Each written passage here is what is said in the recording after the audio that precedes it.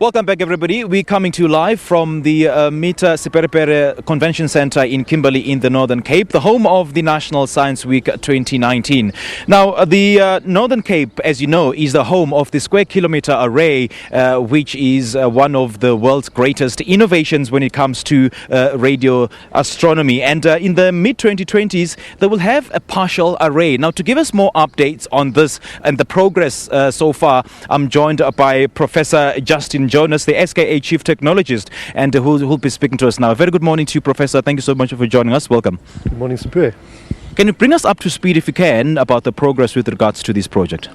Well, we've built the Meerkat radio telescope in the Karoo already, which is the precursor to the SKA. So that's the 64 dishes for the Meerkat, and that's been inaugurated and is doing some fantastic science already. Also on the site at the moment we have the first SKA dish, the prototype SKA dish, and we're doing tests on that. And then we're hoping that within the next couple of years we will start real construction of the SKA itself, which, as you say, will be one of the largest science infrastructures in the world. Yeah. And the ultimate goal, I suppose, is to make it 10 times bigger, with about 1 million low-frequency antennas in Australia and some 2,000 high and mid-frequency dishes and aperture arrays extending into African partner countries across the continent. Give us more details. Yes, that's a longer-term plan to do that, but we're putting out the SKA in the next few years, which will be in the Northern Cape, and then we're looking to look at ways that we can extend the array into the rest of Africa in the shorter term as well. Okay. So are we on the right path insofar as making sure that all the mechanisms with regards to science observations are actually in place?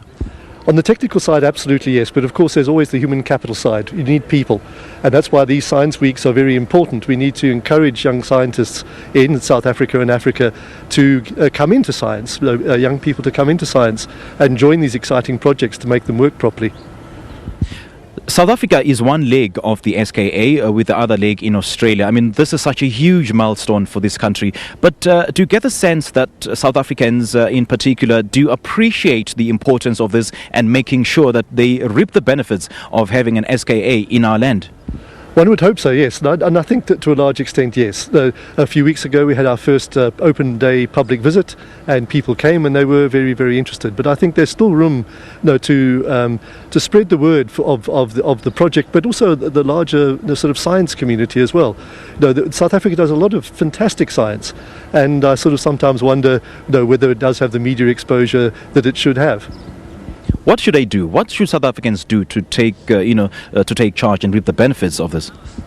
Read the materials that are put out. Look at websites. Of course, these days social media is a great way to learn about something and get in contact with people.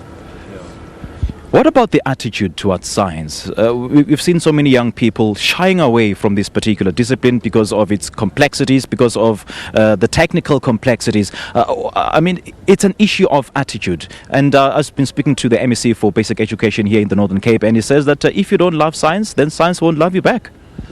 I think science has got a bad name for being difficult. I think it's very easy. If I can do science, anybody can do science, really. There's nothing special about me. I think what you've got to do is you've got to see a career path. Is this something that I really want to do? Is it going to give me a job? And I think that's the important thing. Is there work for people who go into scientific areas, especially in this day and age?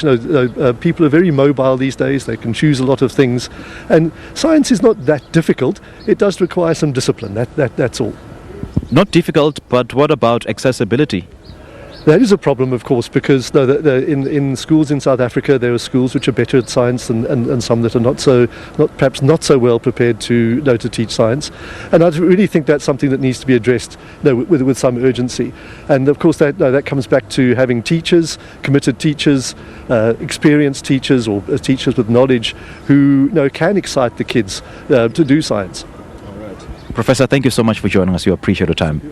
Well, that was Professor Justine Jonas giving us an update on the Square Kilometer Array, which is one of the world's largest and greatest innovations when it comes to science innovation. And, it's been branded, a nexus of radio astronomy. He's been speaking to us and on the sidelines of the National Science Week, which the Minister of Higher Education and Science and Innovation will be launching later on today. This is Morning Live. We'll take a short break.